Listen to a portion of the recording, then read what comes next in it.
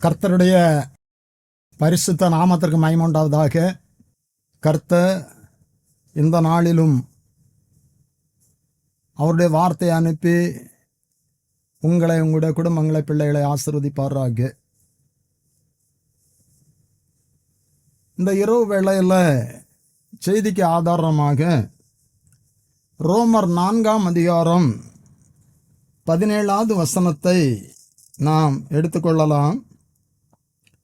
அநேக ஜாதிகளுக்கு உன்னை தகப்பனாக ஏற்படுத்தினேன் என்று எழுதியிருக்கிறபடி அவன் தான் விசுவாசித்தவருமாய் மரித்தோரை உயிர்ப்பித்து இல்லாதவைகளை இருக்கிறவைகளைப் போல் அழைக்கிறவருமாயிருக்கிற தேவனுக்கு முன்பாக நாம் எல்லோருக்கும் தகப்பனானான். ஆபிரகாமை குறித்து இங்கே சொல்லப்பட்டு இருக்கிறது. இந்த வசனத்தில் இல்லாதவைகளை இருக்கிறவைகளைப் போல் அழைக்கிறவருமாயிருக்கிற தேவனுக்கு, இல்லாதவைகளை இருக்கிறவைகளைப் போல் மாற்றுகிற கர்த்தர் நம்முடைய கர்த்தர். இந்த வசனத்தை ஆதாரமாக கொண்டு இல்லை என்பதை மாற்றுகிற கர்த்தர் என்று சொல்லி ஒரு செய்தியை நான் உங்களுக்கு சொல்ல விரும்புகிறேன். இன்றைக்கு நம் அநேகருடைய வாழ்க்கையில் இல்லை என்பது அனுபவமாய் காணப்படுகிறது. சில பேர் சொல்லுகிறதை நான் கேட்டு இருக்கிறேன். எனக்கு சுகமே இல்லை, எனக்கு ஒரு சந்தோஷமே இல்லை, எனக்கு பிள்ளை இல்லை, அல்லது என்னுடைய பிள்ளைக்கு பிள்ளை இல்லை, எனக்கு ஒரு செழிப்பே இல்லை, அதனால் அதிகமான கடல்ல கஷ்டப்படுகிறேன். அநேக இல்லை இல்லை என்பதை இன்றைக்கு கர்த்தர் மாற்றப் போகிறார்.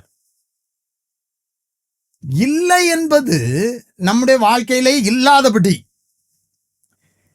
இல்லாதவைகளை இருக்கிறவைகளைப் போல் அழைக்கிற கர்த்தர் நம்முடைய கர்த்தர். வேதத்தின் மூலம் கர்த்தர் செய்த சில கிரியைகளை உங்களுக்கு நினைவுபடுத்தி நம்முடைய வாழ்க்கையிலும் இல்லை என்கிற அனுபவத்தை மாற்றி பெரிதான ஒரு ஆசீர்வாதத்தை இன்றைக்கு தரப்போகிறார். முதலாவதாக ஆபிரகாமை குறித்து நான் உங்களுக்கு சொல்ல விரும்புகிறேன். ஆபிரகாமை குறித்து அநேக செய்திகளில் நாம் தியானிக்கிறோம். நமக்கு உலக பிரகாரமான தகப்பன்மார்கள் உண்டு. ஆனால் நம்முடைய ஆவிக்குரிய தகப்பன், விசுவாச தகப்பன் ஆபிரகாம் என்று சொல்லப்பட்டிருக்கிறது. நாம் எல்லாரும் ஆபிரகாமுடைய பிள்ளைகள் என்று சொல்லி அறியப்படுகிறோம். அந்த ஆபிரகாம் ஆதியாகமம் 15ஆம் அதிகாரம் 2வது வசனத்தில், அதற்கு ஆபிரகாம், கர்த்தராகிய ஆண்டவரே, அடியனுக்கு என்ன தருவீர்? நான் பிள்ளை இல்லாமல் இருக்கிறேனே. தமஸ்கு ஊரானாகி இந்த எலியேசர் என் வீட்டு விசாரணை கர்த்தனாய் இருக்கிறானே என்றான். பின்னும் ஆபிரகாம், தேவரீர் எனக்கு புத்திர சந்தானம் அருளவில்லை, இல்லை, எனக்கு புத்திர பாக்கியம் இல்லை. ஆபிரகாம் சொல்லுகிறாரு, விசுவாசிகளின் தகப்பன் தான். மீண்டும் நினைவுபடுத்துகிறேன், கர்த்தரால் அழைக்கப்பட்டு ஆசீர்வாதத்தின் வாக்குத்தத்தங்களை பெற்றவர் தான். 15ஆம் அதிகாரத்தில் முதல் வசனத்தில் கர்த்தர் சொல்லுகிறார், ஆபிரகாமே நீ பயப்படாத, நான் உனக்கு கேடகம் மகாபெரிய பலனுமாயிருப்பேன் என்று சொல்லுகிறார். பலன் என்று சொன்னால் உனக்கு நான் ஆசீர்வாதமாக இருப்பேன் என்று சொல்லுகிறார். அந்த சூழ்நிலை தான் ஆபிரகாம் கேட்கிறார். அதற்கு ஆபிரகாம், கர்த்தராகிய ஆண்டவரே, அடியனுக்கு என்ன தருவி? நான் பிள்ளை இல்லாமல் இருக்கிறேனே. பிள்ளை இல்லாமல் இல்லை. இப்ப விசுவாசிகளின் தகப்பனே சொல்லுகிறார், எனக்கு பிள்ளை இல்லை. இன்றைக்கு அநேகருடைய வாழ்க்கையில இப்படிப்பட்டதான காரியங்கள் காணப்படுகிறது. அநேக மருத்துவங்களை பார்த்தும் கூட அதனால பயன் இல்லாம அநேக குடும்பங்கள் தவித்துக் கொண்டு இருக்கிறார்கள். இந்த வார்த்தையை கேட்டுக்கொண்டு இருக்கிற தேவ பிள்ளைகளே, உங்களிலும் உங்களுடைய குடும்பங்களிலும் இப்படி யாராவது இருந்தால் இன்றைக்கு அந்த இல்லை என்பதை கர்த்தர் மாற்றப் போகிறார். எனக்கு சந்ததி இல்லை, எனக்கு பிள்ளை இல்லை அப்படி என்று சொல்லி ஆபிரகாம் சொல்லுகிறார். அங்க நடந்த காரியம் நமக்கு தெரியும் தேவ பிள்ளைகளே. அவனை வெளியே அழைத்து, நீ வானத்தை அண்ணாந்து பார், நட்சத்திரங்களை எண்ண உன்னால் கூடுமானால் அவைகளை எண்ணு என்று சொல்லி, பின்பு அவனை நோக்கி உன் சந்ததி இவ்வண்ணமாயிருக்கும் என்றா. இப்பொழுது பிள்ளை இல்லை என்று சொல்லுகிற ஆபிரகாமை பார்த்து கர்த்தர் சொல்லுகிறார், அவனை வெளியே அழைத்து கொண்டு போய். இன்றைக்கு நாமும் கூட வெளியே வரணும் தேவ பிள்ளைகளே.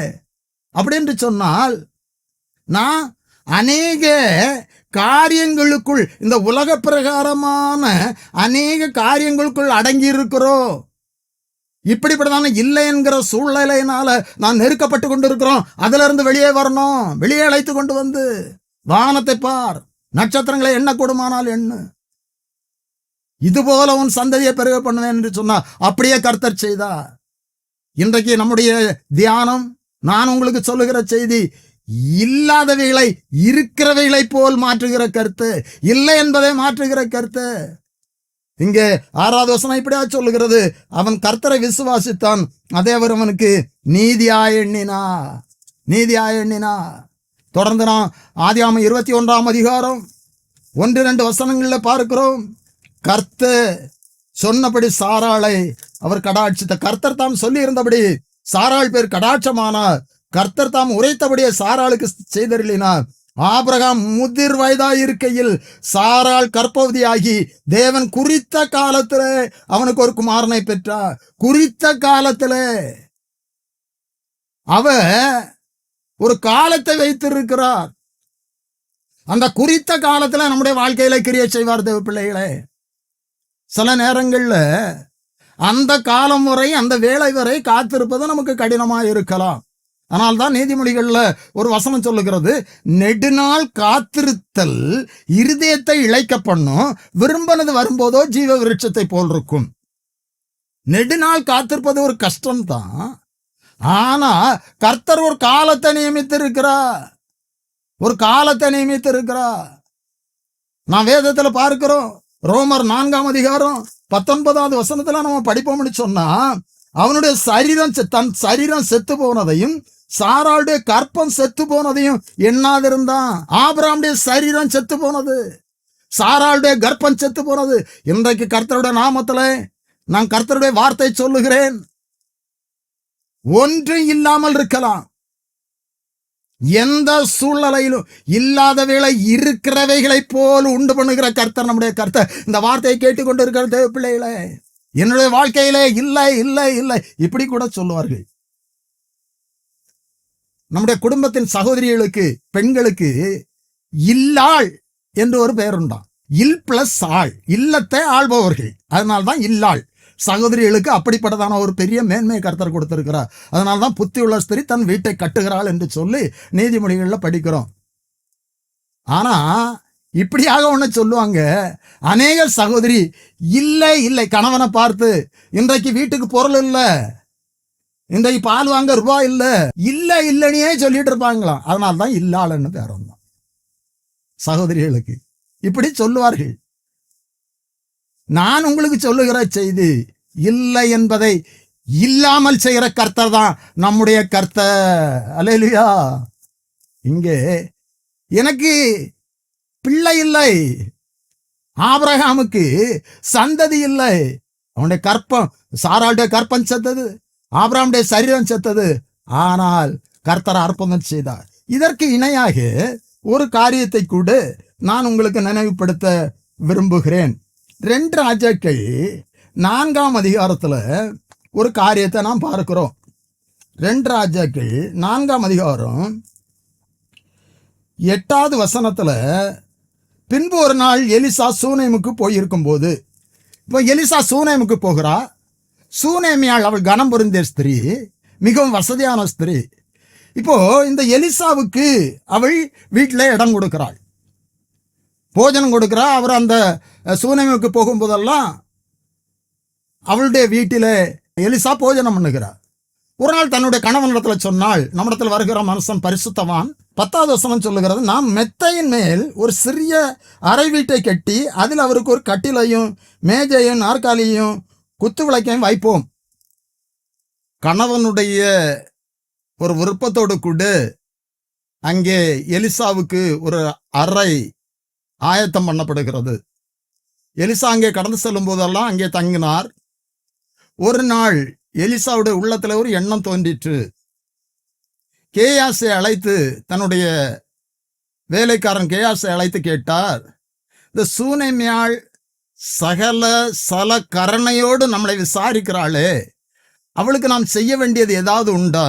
ராஜாவிடத்திலாவது அல்லது சேனாதிபதி இடத்திலாவது ஏதாவது சொல்ல வேண்டியது உண்டா என்று சொல்லி கேள் என்று சொன்னார். அப்பொழுது அந்த ஸ்திரீ சொல்லுகிறாள், நான் தேசத்துல சுகமாய் குடியிருக்கிறேன், எனக்கு ஒரு குறையும் இல்லை என்று சொல்லுகிறாள். ஆனாலும் அவளுக்கு ஏதாவது செய்ய வேண்டியது இருக்கிறதா என்று சொல்லி கேட்டபோது அங்கே கேஎஸ்சி சொல்லுகிறான், 2 ராஜாக்கள் 4ஆம் அதிகாரம் 14வது வசனத்துல, அவளுக்கு செய்ய வேண்டியது என்ன என்று கேயாசியை அவன் கேட்டதற்கு அவன், அவளுக்கு பிள்ளை இல்லை, அவள் புருஷனும் வயது உள்ளவன் என்றான். அப்படி என்று சொன்னால், அன்பான தேவனுடைய பிள்ளைகளை, கேயாசி சொல்லுகிற காரியம், அவளுக்கு பிள்ளை இல்லை இல்லை என்கிற வார்த்தையை தலைப்பாக கொண்டு நான் உங்களுக்கு ஒரு செய்தியை சொல்லி கொண்டு இருக்கிறேன். நம்முடைய வாழ்க்கையில அநேக காரியங்கள்ல இல்லை இல்லை இல்லை என்கிற ஒரு அனுபவத்தில் நான் காணப்படலாம். இங்கே சூனேமியா கனம் புரிந்திய ஸ்திரீ, மிகவும் வசதி உள்ள ஸ்திரீ, ஆனால் அவளுக்கு பிள்ளை இல்லை அப்படி என்று சொல்லி இங்கே கேயாசி சொல்லுகிறான். இல்லை என்பதை இல்லாமல் செய்கிறவர் தான் நம்முடைய கர்த்தர். இல்லை என்பதை இல்லை என்று சொல்லி மாற்றுகிறவர் தான் நம்முடைய கர்த்தர். இங்கே கேயாசி சொல்லுகிறார், அப்பொழுது அவன் ஒரு பிராண உற்பத்தி காலத்திட்டத்துல ஒரு குமாரனை அணைத்து கொண்டிருப்பா என்றான். அப்படியே அங்கே கர்த்தர் அற்புதம் செய்தா. சுனேமேலுக்கு ஒரு மகனை கர்த்தர் கொடுத்தா. அன்பான தேவனுடைய பிள்ளைகளை, மீண்டும் நான் உங்களுக்கு சொல்லுகிறேன், இல்லை என்பது நம்முடைய வாழ்க்கையில இல்லை. கர்த்தருடைய வல்லமை நம்முடைய வாழ்க்கையில வெளிப்படும் பொழுது, கர்த்தர் நம்முடைய வாழ்க்கையில கிரியை செய்யும் போது, இல்லை என்பதை நம்முடைய வாழ்க்கையில அவர் மாற்றுகிற ஒரு கர்த்தராய் இருக்கிறார். இன்றைக்கும் இப்படிப்பட்டதான சூழ்நிலையில நீங்கள் காணப்படலாம். ஆபிரகாம் சொன்னா, எனக்கு நீ புத்திர சந்தானம் அருளவில்லை. கர்த்தர் அற்புதம் செய்தா. கேயாசி எலிசாவிட்ட சொல்லுகிறான், அவளுக்கு பிள்ளை இல்லை. அந்த குறையை கர்த்தர் மாற்றினார். ஒருவேளை இந்த வார்த்தையை கேட்டுக்கொண்டு இருக்கிற தேவ பிள்ளைகளை, உங்களுடைய வாழ்க்கையில அல்லது உங்களுடைய குடும்பத்தின் பிள்ளைகளுடைய வாழ்க்கையில எங்களுக்கு குழந்தை இல்லை என்கிற ஒரு அனுபவத்தில் நீங்கள் காணப்படலாம். ஆனா கர்த்தருடைய நாமத்தில் நான் உங்களுக்கு சொல்லுகிறேன், இல்லை என்பதை மாற்றுகிற கர்த்தர் நம்முடைய கர்த்தர். ஆபிரகாமுடைய வாழ்க்கையில கிரியை செய்தா, சூனேமுடைய வாழ்க்கையில கிரியை செய்தா. அப்படியே நம்முடைய வாழ்க்கையிலும் அவர், உங்களுடைய வெளிப்படுத்திலும் அவர் கிரியை செய்வார். இரண்டாவதாக 2 ராஜாக்கள் 4ஆம் அதிகாரம் 2வது வசனத்துல ஒரு காரியத்தை நாம் பார்க்கிறோம். எலிசா அவளை நோக்கி, நான் உனக்கு என்ன செய்ய வேண்டும்? வீட்டில் உன்னிடத்தில் என்ன இருக்கிறது சொல் என்றார். அதற்கு அவள், ஒரு குடம் எண்ணெய் அல்லாமல் உம்முடைய அடியாளுடைய வீட்டில் வேறு ஒன்றும் இல்லை இல்லை என்றாள். இன்றைக்கு இல்லை என்பதை மாற்றுகிற கர்த்தர் இந்த செய்தியின் மூலம், இந்த செய்தியை கேட்கிற உங்களுடைய வாழ்க்கையில அப்படி கர்த்தர் கிரியை செய்வார். இந்த சூழ்நிலையை நாம் பார்க்கும்போது, இந்த ஸ்திரீ கடன்னால கஷ்டப்படுகிற ஒரு அனுபவத்தை நாம் பார்க்கிறோம். அவள் எலிசாவிட்ட சொல்லுகிறாள், என்னுடைய கணவன் தேவனுக்கு பயந்தவன் என்று சொல்லி. முதல் வசனத்துல நாம் பார்க்கும்போது, தீர்க்கதரிசிகளுடைய புத்திரர் ஒருவனுக்கு மனைவியா இருந்த ஒரு ஸ்திரீ எலிசாவை நோக்கி, உமது அடியானாகிய என் புருஷன் இறந்து போனான், உமது அடியான் கர்த்தருக்கு பயந்து நடந்தான் என்பதை அறிவீர். என்னுடைய கணவன் கர்த்தருக்கு பயந்து நடந்தான் என்பது உமக்கு தெரியும். இப்பொழுது கடன் கொடுத்தவன் என் 2 பிள்ளைகளையும் அடிமையாக்கி கொள்ள வந்திருக்கிறான். வேதம் சொல்லுகிறது, கடன் வாங்கினவன் கடன் கொடுத்தவனுக்கு அடிமை என்று சொல்லி. அந்த நாட்கள்ல, அந்த காலத்துல கடன் கொடுத்தவன் பிள்ளைகளை அடிமையாக்கி கொள்ளுகிற ஒரு முறை இருந்திருக்கலாம். இப்பொழுது இந்த ஸ்திரீனுடைய நம்பிக்கையா இருந்த 2 பிள்ளைகளையும் அடிமையாக்கி கொள்ள வந்திருக்கிறான். இப்ப எலிசாவிட்ட அந்த காரியத்தை சொல்லுகிறார். எலிசா, நான் உனக்கு என்ன செய்ய வேண்டும்? உன்னிடத்தில் என்ன இருக்கிறது? ஒரு குடம் எண்ணெய் இல்லாமல் வேறு ஒன்றும் இல்லை. இன்றைக்கு அநேக குடும்பங்கள்ல கடன் பிரச்சனைனால கஷ்டப்படுகிறாங்க. அநேக பேர் கடனால தற்கொலை பண்றாங்க. இங்க இந்த சகோதரியுடைய, இந்த ஸ்திரீனுடைய வாழ்க்கையில கடன் பிள்ளைகளை அடிமையாய் பிடித்து கொண்டு போகத்தக்கதான ஒரு சூழ்நிலையில இந்த ஸ்திரீ காணப்படுகிறார். இப்பொழுது எலிசா அவனிடத்தில் என்ன இருக்கிறது என்று சொல்லி கேட்டபோது, ஒரு குடம் எண்ணெய் அல்லாமல் வேறு ஒன்றும் இல்லை. அன்பான தேவனுடைய பிள்ளைகளே, கர்த்தர் நம்மிடத்தில் இருக்கிற கொஞ்சத்தை வைத்து நம்முடைய குறையை மாற்றுகிற வல்லமையுள்ள தேவன் அவர். இப்பொழுது இங்கே எலிசா சொல்லுகிறார், நீ அநேக பேரிடத்தில் வெறும் பாத்திரங்களை வாங்கி நீனும் உன் பிள்ளைகளும் உன் வீட்டுக்குள் போய் கதவை பூட்டி ஒரு குடம் எண்ணெயை மற்ற பாத்திரத்தில் ஊற்று என்று சொல்லுகிறார். 4வது வசனம், உள்ளே போய் உன் பிள்ளைகளுடன் உள்ளே நின்று கதவை பூட்டி அந்த பாத்திரங்கள் எல்லாவற்றிலும் வார்த்து நிறைந்ததை ஒரு பக்கத்தில் வை என்றான். இப்படி சொன்ன பொழுது எலிசாவுடைய வார்த்தையின்படி பிள்ளைகளோடு கூட அவள் வீட்டுக்குள் பிரவேசித்து கதவை பூட்டி, அதுல ஒரு சத்தியம் நான் உங்களுக்கு சொல்ல வேண்டும். ஏன் கதவை பூட்ட சொல்லுகிறா? அவிவிசுவாசம் இல்லாதபடி இந்த காரியத்தை அந்த ஸ்திரீ செய்ய வேண்டும். அதற்கு ஒரு அடையாளமாகத்தான் கதவை பூட்டு, அரை கதவை பூட்டி நான் ஜெபம் பண்ண வேண்டும் என்று சொல்லி இயேசு கிறிஸ்து சொன்னார். அன்பான தேவனுடைய பிள்ளைகளே, இந்த ஸ்திரீ ஒரு குடம் எண்ணெயை வெறும் பாத்திரங்களிலே ஊற்றும் போது அவள் விசுவாசத்தோடு அதை செய்யணும். இதை நான் வெறும் பாத்திரங்களில் ஊற்றும் பொழுது இருக்கிறதும் வீணாய் போய்விடக்கூடாது என்று சொல்லி ஒரு சந்தேகனுடைய உள்ளத்தில் வரக்கூடாது. இப்பொழுது அவள் வெறும் பாத்திரங்களிலே ஊற்றினாள், பாத்திரங்கள் எல்லாம் நிறைந்தது. இப்பொழுது இந்த காரியத்தை எலிசாவிடத்தில் சொல்லுகிறார், அவள் இதை விற்று கடனை தீர்த்து ஜீவனம் பண்ணுவதற்கு நீ வைத்துக்கொள்ள என்று சொல்லுகிறார். அற்புதமான காரியம். நம்முடைய கர்த்தர் நம்முடைய வாழ்க்கையில கிரியை செய்யும் போது நம்முடைய பிரச்சனைகளை தீர்த்து இனி பிரச்சனை வராதபடி அவர் ஒரு வழியை உண்டு பண்ணுவார். ஒருவேளை நீங்கள் கடனால கஷ்டப்படுகிறவர்களா இருக்கலாம்.